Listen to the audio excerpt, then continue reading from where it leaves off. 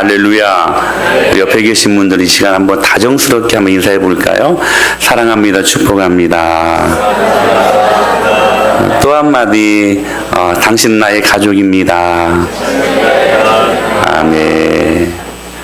오늘은 가정을 세우는 원리, 떠남이라는 제목을 가지고 하나님의 은혜의 말씀을 나눌 때에 크신 은혜가 임하기를 간절히 축복합니다. 결혼에 대해서 여러 가지 말들을 많이 하는데 이런 말이 있어요. 결혼은 찬란한 오해에서 시작하여 처절한 이해로 끝난다. 참 의미심장한 말이죠. 또 이런 말도 있습니다. 결혼은 3개월을 사랑하고 3년 동안 싸우고 30년을 참는 것이다. 나름 의미 있는 정의들을 내립니다. 이 모든 말들이 결혼 생활이 만만치 않음을 의미하는 말들이기도 합니다. 이렇게 현 시대가 결혼에 대해 부정적인 언급을 한다고 할지라도 그러나 여전히 하나님은 가정을 교회의 비밀을 말씀하시기 위한 도구로 사용하기를 기뻐하고 계신다는 사실입니다. 그러므로 결혼은 새로운 질서와 관계를 만들어내는 통로이기도 합니다. 모든 일에는 우선순위가 있죠. 결혼도 마찬가지입니다. 우선순위가 있다는 거예요. 결혼을 하게 되면 그런 의미에서 모든 우선순위가 재정비되어야 한다는 사실입니다. 결혼 전에는 때로 부모가 때로는 내 형제가 우선순위일 수 있습니다. 사실 사람이 태어나면 가장 먼저 부모와 관계를 맺죠. 갓난아이는 가장 먼저 부모와 아이 컨택을 하고 눈을 맞추고 또 부모가 먹여주는 음식을 먹으면서 성장을 하게 됩니다. 그러니까 아빠가 놀아주고 엄마는 노래 불러주고 그런 의미에서 부모와 자식의 관계는 기본 관계라고 말할 수 있을 것입니다. 그러니까 이 관계는 우리가 결혼하기 전까지 가장 중요한 관계라는 사실입니다. 그러나 결혼 후에는 반드시 이 우선순위가 재정비될 수 있어야 된다는 사실이에요. 여러분 결혼하면 아내들의 제일 우선순위가 무엇이 되어야만 합니까? 시댁 식구들입니까? 그거 아니라는 거예요.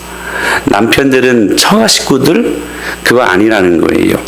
여러분 결혼 후에는 반드시 부부관계가 재정비되어야 하는데 여러분 기억하십시오. 부부관계가 제일 우선순위가 되어야 한다는 사실입니다. 즉 부모 자식 관계가 기본적인 관계라고 말한다면 여러분 부부관계는 근본적인 관계입니다. 왜냐하면 하나님이 가장 먼저 만드신 인간관계가 부부관계이기 때문에 그렇습니다. 물론 이 말씀이 몇천 년 동안 이어온 유교적인 전통에 의해 그렇게 익숙해진 우리에게 때로는 불편한 마음을 갖게 할 수도 있을 것입니다. 그런데 우리 지지난주 저랑 이 블레싱 가든 이 시대지 설교를 들을 때 약속했었죠. 무슨 약속을 했습니까?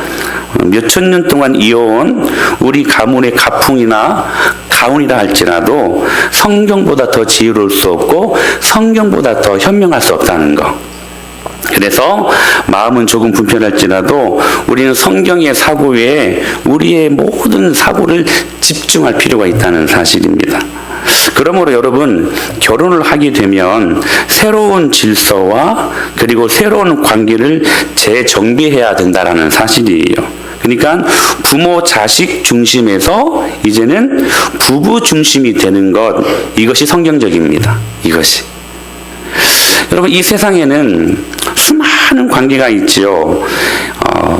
저희 어렸을 때 이렇게 명절에 보면 서커스 이런 프로들을 많이 보여줬어요. 보면 참 신기한 것 중에 하나가 뭐였냐면 이 접시 돌리는 그러한 서커스였어요. 한 사람이 얼마나 많은 접시를 돌리는지 이 관계를 마치 접시 돌리기에 비유로 한다면 나를 둘러싼 모든 관계가 지금 내가 돌리고 있는 접시들이라고 생각을 하게 된다면 아들과의 관계도 접시 하나 돌리기, 그리고 직장에서 동료와의 관계도 접시 하나 돌리기, 운동을 하면서 만나는 친구들도 접시 하나 돌리기. 이렇게 많은 관계 중에는 부부 관계도 있다는 사실입니다. 근데 아내와 남편과의 관계도 접시 하나 돌리기인데 그 접시 돌리기 중에 가장 우선순위 두어야 될 접시는 뭐냐면 바로 부부 관계라는 접시라는 것입니다. 이거는 계속 돌아가야 돼요. 이거는. 다른 것은 사실 떨어져도 별 상관없습니다. 근데 이 부부라는 관계 접시는 계속 돌아가야 돼, 계속. 그러니까 다른 것들은 힘들면 내려놨다가 나중에 돌려도 별 문제가 없지만 절대로 흔들리거나 절대로 깨트리지 말아야 할 그 접시가 뭐냐면 여러분 부부관계라는 접시라는 것입니다. 왜냐하면 그게 제일 근본 관계이기 때문에 그렇습니다. 이건 사람이 정해진 관계가 아니라 하나님이 맺어주신 여러분 근본적인 영적인 관계이기 때문에 그래요. 그러니까 영적인 관계에서 이 부부관계가 근본 관계인데 이게 무너져 버리니까 다른 것들은 다 무너지게 되어 있다는 사실입니다. 하와와 아담이 얼마나 금술이 좋았습니까? 죄 짓기 전까지는. 그들은 하나였잖아요. 아담의 몸에서 갈빗대를 취해가지고 여자를 만들었기 때문에 이 말은 다시 말하면 둘이 하나라는 말입니다. 근데 뱀이 유혹을 하잖아요. 그때 하와가 선악과를 따먹죠. 그리고 이것을 아담에게 또 한 입 물어 먹으라고 줍니다. 또 냉큼 그냥 받아 먹죠. 이런 관계 속에서 하나님이 책임 추궁을 하잖아요. 아담아, 왜 이렇게 내가 먹지 말라고 한 선악과를 따먹게 되었느냐 하니까 그때 죄가 들어온 나머지 그 금술 좋았던 부부관계가 깨지고 말지요. 그래서 책임 추궁을 이제는 아담은 누구에게 합니까? 하와에게 하죠. 저 여자가 먹게 해서 내가 먹게 되었다고. 또 하나님이 하와에게 묻습니다. 하와야, 너는 왜 그런 일들을 했냐? 하와는 또 뭐라고 책임 전가를 합니까? 뱀에게? 저 뱀이 먹게 해서 먹은 것일 뿐이다고. 그러니까 죄가 들어오고 난 다음에 부부관계가 깨지고 나니까 그 아들들을 보십시오. 가인이 동생 아벨을 그냥 돌로 쳐 죽이는 인류 최초의 살인사건이 가정 안에서 일어나지 않습니까? 그러니까 이 부부관계라는 근본적인 이 관계가 무너지면 자식들과의 관계, 형제들과의 관계, 부모와의 관계, 모든 관계가 다 어그러지게 되어 있다는 사실입니다. 이게 영적인 원리입니다. 그러니까 만약에 부부관계의 접시를 돌리면서 다른 관계의 접시까지 함께 돌리기가 힘들면 먼저 다른 관계의 접시를 내려놔야 돼요. 다른 관계들을 모두 생각하다가 만약에 부부관계가 깨지면 다른 관계는 자연스럽게 다 깨지고 만다라는 사실입니다. 또 하나 여기서 우리가 반드시 짚고 넘어가야 될 한 가지 사실이 있는데 여러분 부모는 결코 자식을 위해 존재하는 것이 아니라는 사실입니다. 꼭 기억하세요, 여러분. 많은 부모들이 이런 착각을 하고 살아요. 그래서 우선순위가 바뀝니다. 우리 부모님들이 그렇게 여러분들 양육하지 혹시 않았습니까? 자녀 교육이라면 모든 것을 희생할 각오가 우리 부모들에게는 있었던 거예요. 네, 여러분 기억하십시오. 여러분 부부와의 이 관계가 자식들과의 관계를 유지하기 위해서 부부관계가 깨어지면 그거 성경적이지 않다라는 거예요. 흔히 이 기러기 아빠들 있잖아요. 피치 못할 상황 속에서 물론 자녀들 유학을 보내고 엄마가 따라가는 그런 피치 못할 상황도 있지만 그러나 우리가 기본적으로 본질적으로 생각해야 되는 것들은 그 성경적이지 않다라는 거예요. 그러니까 부부 관계를 깨뜨리면서까지 자식을 위해서 헌신하는 그 관계는 성경적이지 않다라는 사실입니다. 그러니까 자식이라는 접시를 위해 부부의 접시를 먼저 내려놓는 경우가 얼마나 많이 있는지를 우리는 생각하게 되는데 이 모든 것들이 성경적이지 않는 생각들이라는 사실입니다. 여러분 가장 중요한 부부관계는 때로 우리가 별스럽게 생각하지 않으면서 자녀들에게 이런 말들을 많이 하죠. 내가 너 때문에 산다. 너 때문에 산다. 여러분 아십니까? 이게 자녀들이 듣기 싫어하는 제일 1순위 말이랍니다. 부모님들로 내가 너 때문에 산다. 이 말을 제일 듣기 싫어한대요, 자녀들이. 부담스럽다는 것이죠. 여러분 기억하십시오. 여러분의 아내는 남편 때문에 살아야만 합니다. 아멘이 쉽게 안 나오죠. 여러분 남편들은 여러분의 아내 때문에 살아야만 합니다. 할렐루야. 이게 성경적인 관계라는 사실이에요. 그런 의미에서 지난주에는 가정을 세우는 이 원리에 대해 가정에게 주시는 하나님의 딱 한 가지 규범, 유일한 규범이 뭐라고 말씀드렸어요? 그리스도의 희생과 사랑이라는 이 유일한 규범을 주셨다고 말씀을 드렸었죠. 오늘 우리 조희든 집사님이 기도를 잘 요약해서 해주셨어요. 지난주 설교를. 그리스도의 희생과 사랑이 우리 가정을 이루는 유일한 큰 영원한 규범입니다. 할렐루야. 이거에 빠지면 안 돼요. 이게 대전제가 되어야 그 다음에 모든 것들이 다 유익한 것이지, 이것이 빠지고 난 다음에 다른 것들을 심리학적으로 상담학적으로 부부 관계를 맺는다? 그건 어불성설이라는 거예요. 말이 안 되는 그 일들이라는 것입니다. 그러니까 우리에게 주신 가장 영원한 규범은 뭐냐면 그리스도의 사랑과 희생이라는 유일한 규범이라는 거예요. 한번 묻고 싶어요. 우리 지난 한 주간 동안 그렇게 사셨습니까? 우리 남편들은 예수님이 교회를 위해 자기 모든 것들을 내어주었듯이 그렇게 아내들을 사랑하셨습니까? 사랑하신 분들만 남편들 아멘. 양심들이 있어가지고 우리 아내들에게 묻고 제가 주례하는 것 같네요.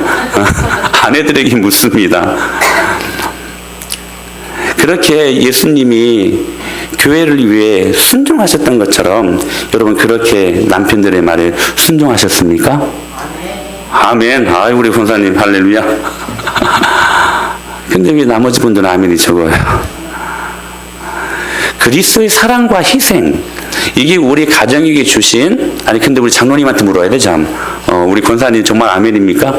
아멘. 아이고 그래요. 이게 유일한 규범이라는 사실이, 이 큰 규범 안에 주님께서 주신 작은 규범들, 복종과 사랑, 그리고 오늘 우리에게 주신 또 한 가지 가정을 세우는 아주 귀중한 원리를 허락하셨는데 바로 그것이 무엇이냐면 떠남이라는 원리입니다. 우리 다시 한번 하나님 말씀 읽어볼까요? 31절 시작. 그러므로 사람이 자 보세요. 또 하나의 가정을 세우는 아주 중요한 원리가 있는데 이게 정말 중요한 거예요. 떠남이라는 원리라는 사실이에요. 이 떠남이 이루어지지 않기 때문에 얼마나 많은 가정들이 무너지고 힘들어하는지 몰라요. 오늘 본문은 이렇게 말씀하시잖아요. 그러므로 사람이 부모를 떠나. 근데 이 말씀은 정확히 창세기 2장 24절 최초에 하나님께서 아담과 하와의 결혼에 주례사를 하시잖아요. 그 주례사를 인용한 말씀입니다. 바울이. 근데 여기 떠나다에 해당하는 히브리어가요. 아자부라는 말입니다. 아자부. 근데 이 단어의 정확한 의미는 뭐냐면 버리다라는 말이에요. 버리다. 그러니까 결혼 생활 잘 들으셔야 돼요. 오해하지 말고. 성경적인 부부 관계는 남자가 부모를 더 정확한 표현이에요. 이게 버림으로부터 시작된다라는 사실이에요. 근데 물론 이 말씀이 부모를 뭐 업신여기거나 방치하거나 무시하라는 말씀은 절대로 아닙니다. 왜냐하면 성경은 부모에 대해 존중하지 않는 자들이 이렇게 무섭게 말씀을 하셨거든요. 같이 시작. 아비를 조롱하며 어미 순종하기를 싫어하는 자의 눈은 골짜기에 까마귀에 쪼이고 독수리 새끼에게 참 무서운 말씀이죠. 부모를 공경하지 못하는 자들은 이러한 저주를 받는다라고 이야기를 하고 있어요. 그만큼 성경은 부모에게 존중하고 부모의 말에 순종할 것을 요구하고 계십니다. 그러니까 이 아자부, 이 떠나다, 이 버리다 이 말은 그러므로 이 부모를 방치하고 무시하라는 말이 아니라 이 말씀은 결혼과 함께 남녀가 자신들의 부모로부터 성경적인 바른 독립을 이루어야 한다라는 말씀이라는 거예요. 그러므로 부모를 떠나라는 말은 자기식에게 주신 명령이기도 하지만 여러분 동시에 부모에게도 주신 명령입니다. 아멘. 그러니까 결혼을 한 이 아들과 딸들이 하나의 가정을 이루었을 때에 부모를 떠나는 독립이 이루어야 되지만 떠나보내는 부모의 입장에서도 성경적인 떠나보냄을 바르게 이루어야 이 떠남, 이 독립이 이루어진다는 사실입니다. 그런 의미에서 에베소서 6장 4절에 이렇게 의미심장한 말씀을 하셨어요. 시작. 또 아비들아. 여기 양육이란 말이 헬라어로 에크트레포라는 말입니다. 에크라는 전치사를 쓰거든요. 무슨 말이냐면 밖으로 끄집어내다라는 말이에요.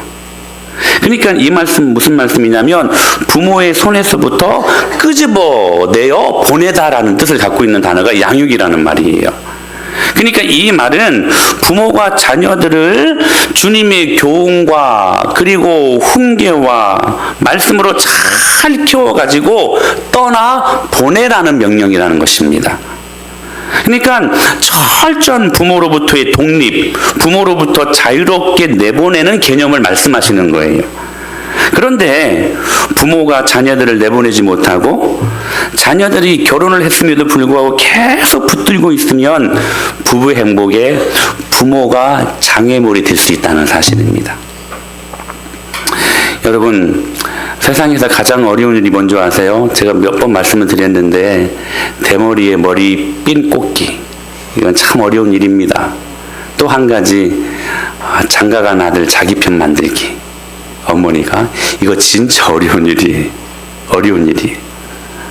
그러니까 부모가 이 부부 관계의 방해 요소가 될 수 있다는 사실이에요. 혹시 여러분은 그러지 않습니까?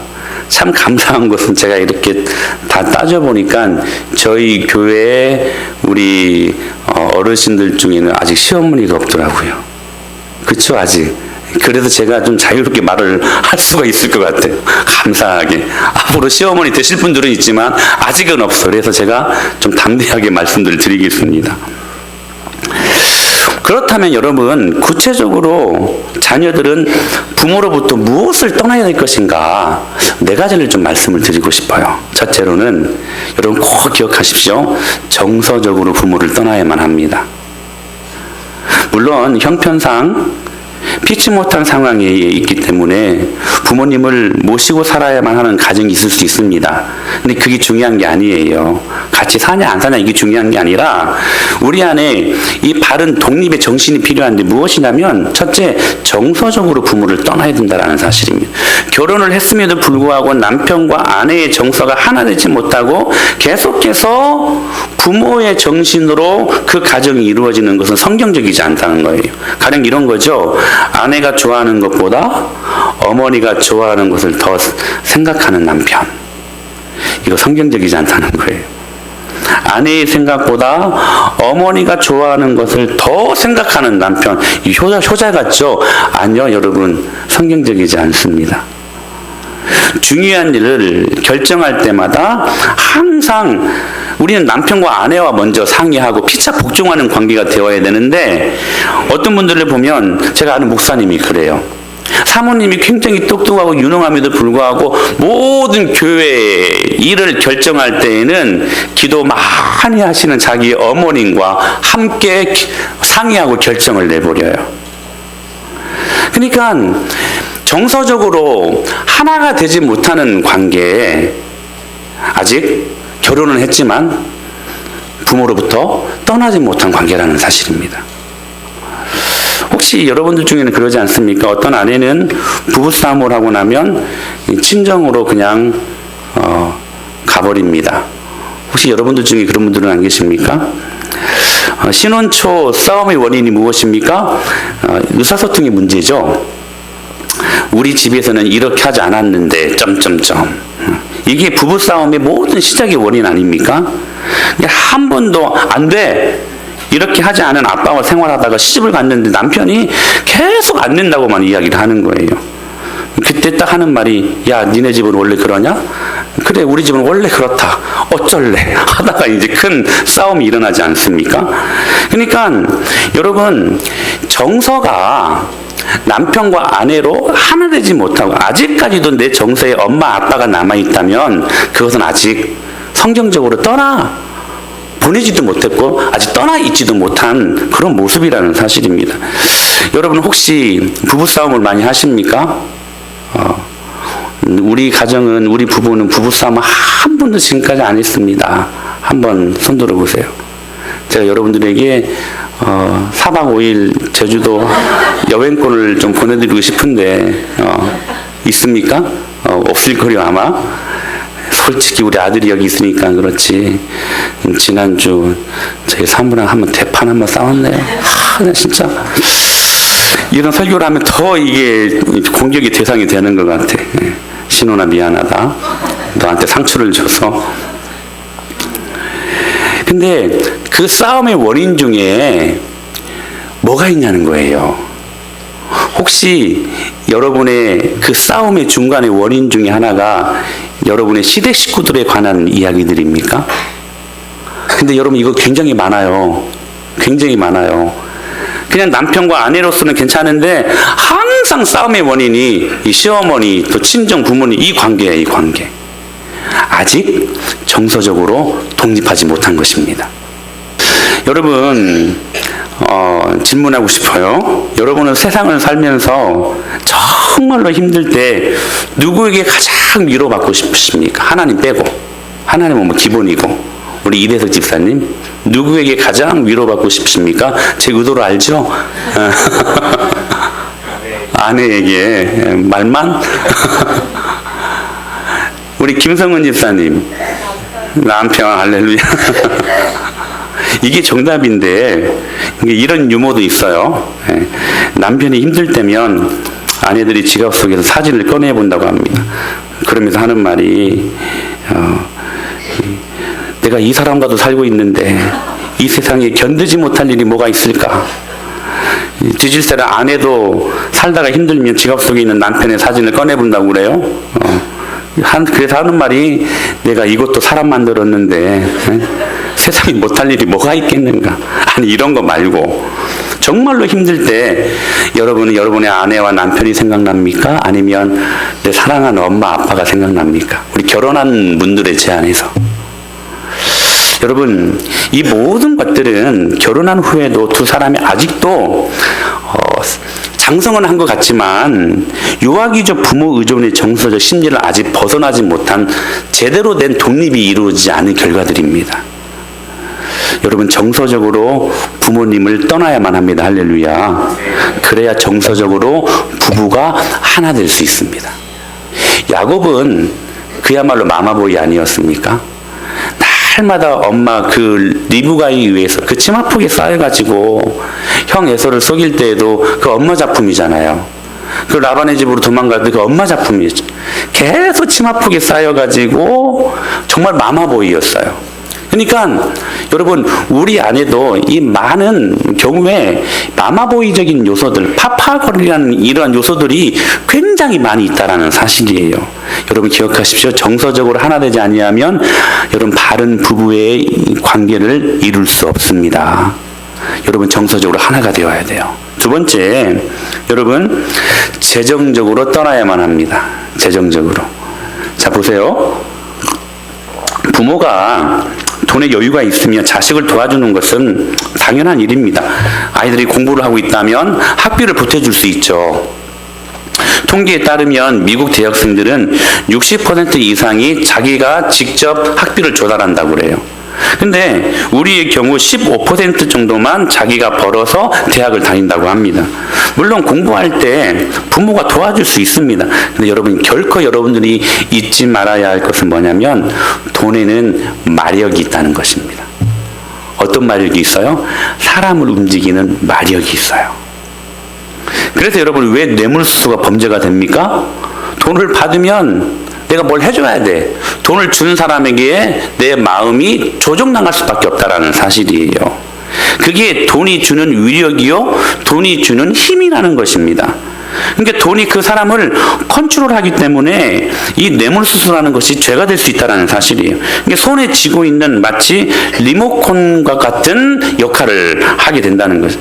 예수님 뭐라고 말씀하셨어요? 내 보물이 있는 곳에 뭐가 있다? 마음도 있다. 돈이 있으면 내 마음이 따라가게 되어 있다는 사실이에요.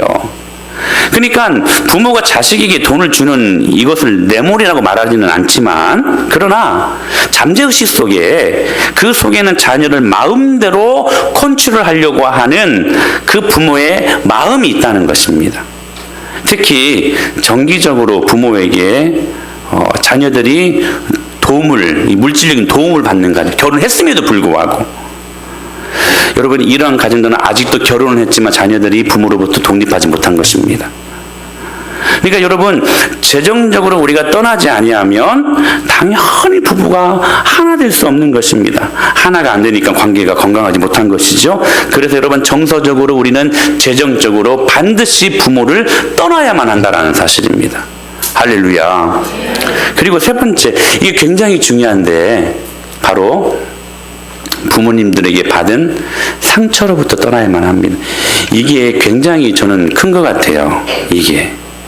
그러니까 정서적으로, 재정적으로 이것은 노력하면 되는데, 부모에게 받은 상처로부터 떠나는 것은 이 결코 쉬운 일이 아닌 것 같아요. 자, 보세요. 부모가 공경하는 부모들이지만, 그러나 그 부모들도 원래 죄인입니다. 여러분, 그거 인정하고 들어가셔야 돼요. 모두 죄인들이고 흠 많은 사람들이에요. 여러분의 부모님들이. 근데 중요한 것은 우리가 받은 상처들 중에는 70% 이상이 가정에서, 그것도 부모로부터 받은 상처라고 해요. 이 문제는 뭐냐면, 자녀들이 결혼을 해서도 이 상처가 서로를 찌르는 가시가 되고 있다는 사실을 우리는 간과해서는 안 된다는 것입니다. 구약의 그 10왕들을 보십시오. 많은 왕들을 보십시오. 다 부모의 죄가 그 상처로 자식들에게 전가되었던 케이스, 많이 우리가 경험할 수 있거든요. 특별히 전에 섬기던 교회 어떤 성도님이 이제 막 예수님을 영접하고 정말 열심히 믿으려고 하는데, 부부관계 불화로 말미암아 계속해서 안에 못 들어오고 겉도는 거예요. 그래서 상담을 청하고 그 자매와 함께 말씀을 깊이 있게 나눈 적이 있었습니다. 근데 이 자매가 어렸을 때 아버지에 대한 깊은 상처가 있었어요. 그냥 상처가 너무나 깊은 상처가 있었어요. 사랑하는 엄마를 날마다 학대하고 힘들게 했던 그 아버지 잔상, 어린 자식들을 책임지지 못하고 늘 때리고 학대했던 그런 아버지, 그래서 가정이 깨지고 자기 자신들이 이렇게 버려진 이유가 아버지 때문이라는 이 증오심을 가지고 성장하게 된 것입니다. 근데 그래도 괜찮을 줄 알고 하나님의 은혜로 계속 교회를 다녔는데, 이 상처로 인해 남편에게 다가설 수가 없는 거예요. 다가설 수가 없는 거예요. 평상시에는 괜찮다가 결정적인 순간에 부부관계를 원만치 못하게 하는 것이 바로 아버지로부터 해결되지 못한 상처 때문이라는 사실들을 알게 되었던 것입니다. 상종하기도 싫었던 아버지, 전화도 안 걸고 절대로 부딪힐 일이 없기를 바랐던 그 아버지가, 참 신기하죠? 그 내면 속에 계속 살아 숨쉬고 있었던 거예요. 아버지와 닮은 것은 일부러 모든 것들을 피했고, 그러면 아버지로부터 자유로울 줄 알았는데, 그런 아버지가 여전히 자기를 붙들고 있었던 것입니다. 아버지를 싫어하는 자녀들은 아버지 같은 남자를, 또 아내가 아니죠? 이 남자를 만나기를 안 만나려고 하는데, 참 신기해요, 여러분. 꼭 그런 남자를 만나게 되어 있습니다.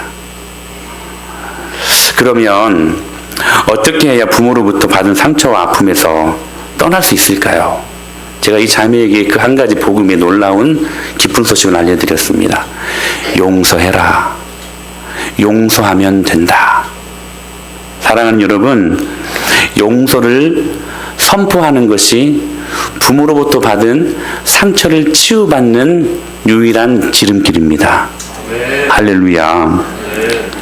여러분, 내가 이 아픔을 용서로 끊어낼 수 있어야 된다는 사실이에요. 저는 복음의 능력과 복음의 기적이 많이 있지만 저는 이것이 정말 진정한 복음의 자유요, 복음의 기적이요, 복음의 놀라운 능력이라고 믿습니다. 여러분, 나에게 상처를 주었던 사람들을 용서하기는 쉽지 않아요. 예수 안 믿는 사람들은요, 여러분 이거 불가능한 일입니다. 근데 여러분, 복음은 이것을 가능하게 한다는 사실이 할렐루야. 왜냐하면 예수님께서 원수 되었을 때, 우리가 그분 앞에 철저히 죄인 되었을 때에, 철저히 그분과 원수 되었을 때, 연약했을 때에 우리를 완전히 페르나처럼 우리가 그 하나님을 대적하며 그렇게 하나님을 향하여 노했던 사람들을 그리스도의 사랑으로 용서하심으로 우리가 구원받았잖아요. 믿습니까?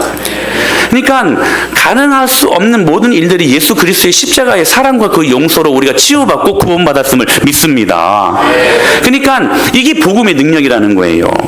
도무지 용서할 수 없었던 그 아버지, 그 어머니, 도무지 그냥 그의 잔상도 생각하면 막 치를 떨 정도로까지 막 아픔을 경험했던 그 모든 상처들도, 여러분, 복음은 이것들을 치료하는 능력이라는 사실입니다. 근데 그 복음의 능력이 뭐에 있냐면 용서에 있다라는 사실이에요. 수가성 여인이 남편이 몇 명 있었습니까? 5명이 있었었죠. 지금도 살고 있는 남편이 아니야. 자, 보세요. 얼마나 여러분 그 마음속에 상처가 많았으면 한 명으로 안 되고, 이 사람을 남편으로 섬기려다 보니까 가까이 가려다 보면 이 안에 자기가 경험했던 그 상처들이 다시 가시가 되어서 계속 이 남편들을 몰아냈던 거예요. 그래서 지금 남편이 5명이나 있었던 것입니다.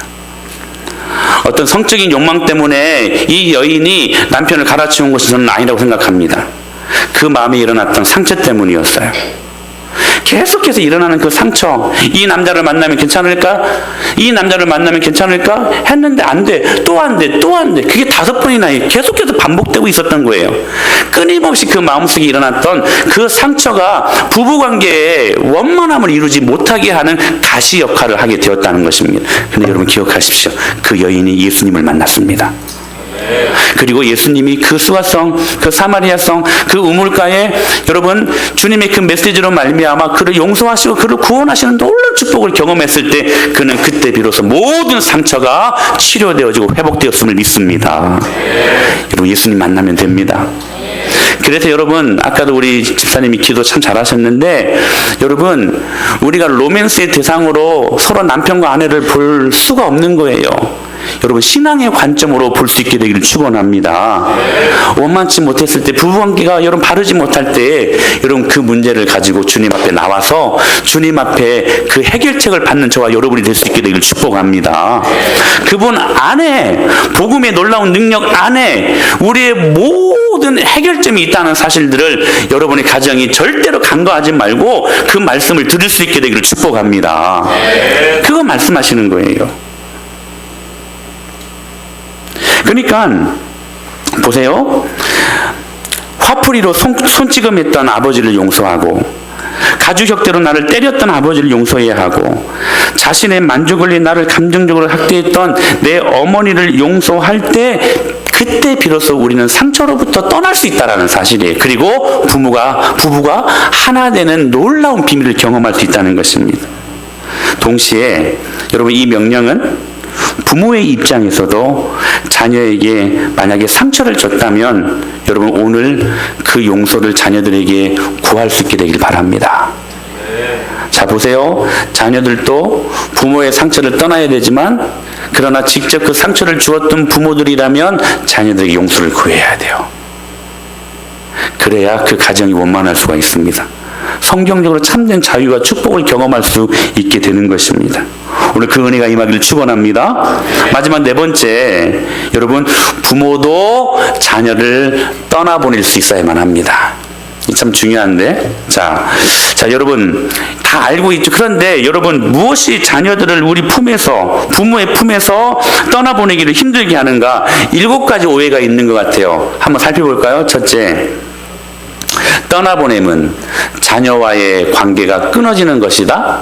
여러분, 절대로 그렇지 않습니다. 결코 부모와 자식 간의 관계를 단절하는 의미가 아니라 바른 성경적인 떠남은 오히려 부모 자녀 관계 속에서 더욱 사무적이고 더욱 인격적이고 더욱더 성숙한 관계로 승화될 수 있는 관계라는 사실입니다. 두 번째, 이런 오해가 있어요.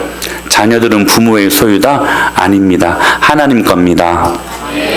믿습니까? 하나님 거예요. 여러분은 청지기일 뿐입니다. 그거 오해하면 안 돼요. 계속 내 거라고 생각하니까 떠나보내기가 힘든 거야. 이렇게 공부시켰고, 이렇게 좋은 직장에 내보냈고, 이렇게 정말 근사한 아들, 딸을 만들어놨는데 너무 아까운 거야. 내 거라고 생각하니까. 여러분 기억하십시오. 하나님 겁니다. 아멘. 하나님 거예요. 하나님 거. 세 번째, 이런 오해가 있어요. 자녀는 영원히 우리 곁에 머물러 있을 것인가? 아니요, 여러분. 자녀들은 반드시 여러분 곁을 떠나게 되어 있습니다. 야곱이 그랬죠? 그 엄마 리브가가 계속 그냥 그 치마폭에 쌓여가지고 그렇게 오냐 평생 같이 살 줄 알았어요. 하나님이 떠나게 하시잖아요. 결국 여러분 곁을 떠나는 존재들이 여러분의 자녀들입니다. 그 잊지 말라는 거예요. 네 번째 오해가 있습니다. 자녀는 내가 바라는 이상적인 삶을 살아줄 것이다? 천만의 말씀을요? 아닙니다. 여러분, 부모는 자녀들에게 여러 가지 그림을 그려요. 양육을 하면서. 이 아이가 의사가 될 것인가, 판사가 될 것인가. 그러다가 전혀 생각지도 못한 다른 길을 걸어갈 때 그때 이 부모의 마음은 절망을 하게 되죠. 절망을. 이 부모의 꿈을 절대로 자녀에게 덮어 씌우지 말라는 거예요. 세상적인 성공과 허영을 내려놓을 때 여러분, 진정한 떠나보냄이 우리에게 일어날 줄로 믿습니다. 다섯 번째, 이런 오해가 있습니다.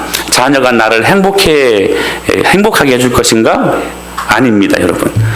부부관계의 원만치 못한 모습이요, 반드시 무엇으로 이루어지냐면 이 자식이, 내 자녀가 나의 이 불행을 보상해 줄 것이라고 생각해요. 그래서 부부관계는 원만치 못한데 계속해서 이 엄마들이 이 아들, 이 딸들에게 막 집착하게 되는 것을 보게 됩니다. 이 자녀가 나의 행복을 보상해 줄 것이라는 그 심리 때문에 그래요. 근데 여러분, 절대로 그렇지 않습니다. 여러분, 그런 기대감은 자녀의 떠남과 오히려 자녀들의 발전을 저해하고 방해한다는 사실입니다. 그러니까 자녀에게 행복의 근원을 두는 것은 여러분 일종의 우상입니다. 꼭 기억하셔야 돼요.